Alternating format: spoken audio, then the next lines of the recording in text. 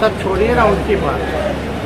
बेंगलोर में जो हो रहा है कर्नाटका में, काहे नहीं बोल रहे चिराग पासवान जी को बोलते। आप तो कहते थे कि संपन्न जो दलित है उसको आरक्षण छोड़ देना चाहिए। संपन्न दलित है तो आरक्षण क्यों नहीं छोड़ देना? और भाजपा के नेता लगातार बाबा साहब अम्बेडकर के संविधान को खत्म करने का प्रयास कर रहे हैं, तो मुँह नहीं खुल रहा है, लेकिन बनाना चाहिए। जी नमस्कार, मैं हूं विपुल कुमार।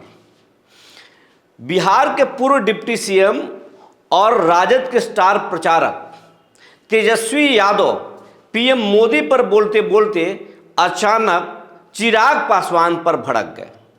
जब पत्रकारों ने उनको हवाई अड्डा पर रोका और पूछा कि चिराग पासवान आपको कह रहे हैं कि अगर 2020 में साथ में हम लोग लड़ते, यानी बीजेपी जेडीयू और लोजपा अगर साथ लड़ती तो राजद का 2 दहाई आंकड़ा भी नहीं आ पाता।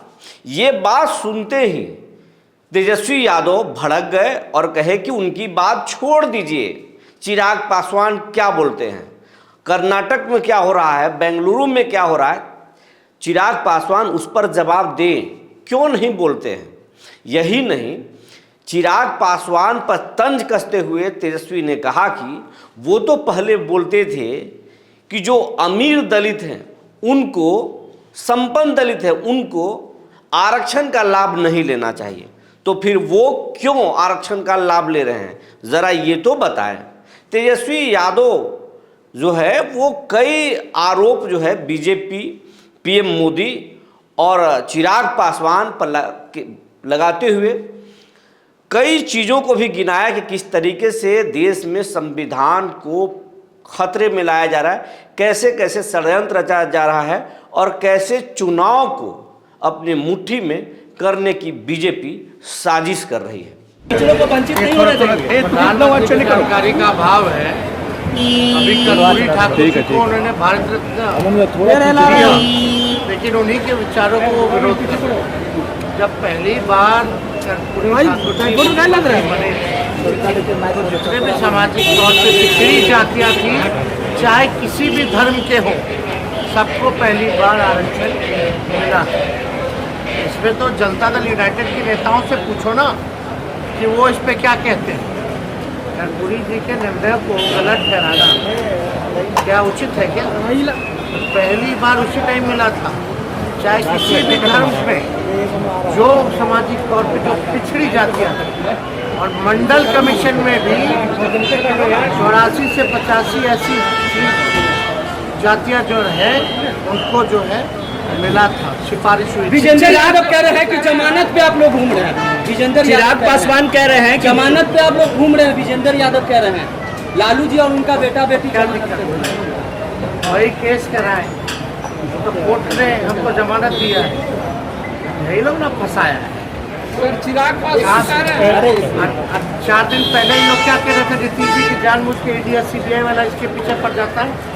अपने नेता का बात तो सुने।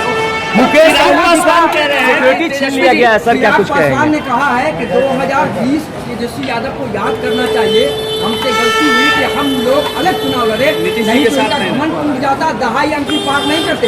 इस बार यही होने वाला है। अरे भाई वो सब छोड़िए ना उनकी बात। बेंगलोर में जो हो रहा है कर्नाटका में, काहे नहीं बोल रहे चिराग पासवान? और आप तो चिराग पासवान जी को बोलते। आप तो कहते थे कि संपन्न जो दलित है उसको आरक्षण छोड़ देना चाहिए। संपन्न दलित है तो आरक्षण क्यों नहीं छोड़ देना? और भाजपा के नेता लगातार बाबा साहब अम्बेडकर के संविधान को खत्म करने का प्रयास कर रहे हैं, तो मुँह नहीं खुल रहा है, लेकिन बनाना चाहिए। आप तो संविधान को खत्म करने वालों के साथ हैं। आप क्या हमको नसीहत दीजिएगा या देश की जनता को बताइए? तो इतना खतरनाक डिज़ाइन हो रखा है पूरे देश में।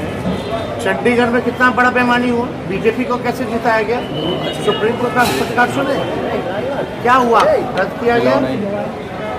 इंदौर में जो व्यक्ति था, प्रत्याशी था, उस पर 3 दिन पहले 307 का मुकदमा डाल करके उससे वापस करा लिया गया डरा कर।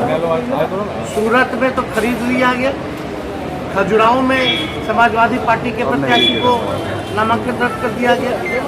यानी लोकतंत्र के लिए सबसे खतरनाक बात है कि जनता को भी अपना एमपी चुनने का अधिकार ये नहीं दे। इससे खतरनाक बात और क्या हो सकता है, जहां आपको मौका ही नहीं मिल रहा कि आप अपना प्रतिनिधि को चुनें, सब कुछ वही तय कर रहे हैं। ये तानाशाही नहीं तो और क्या है। कल जेपी नड्डा राजनाथ सिंह भी आ रहे हैं, और लोग को बुला लें, विदेश से ट्रंप को बुला लें, पुतिन को बुला लें। सर मुकेश सहनी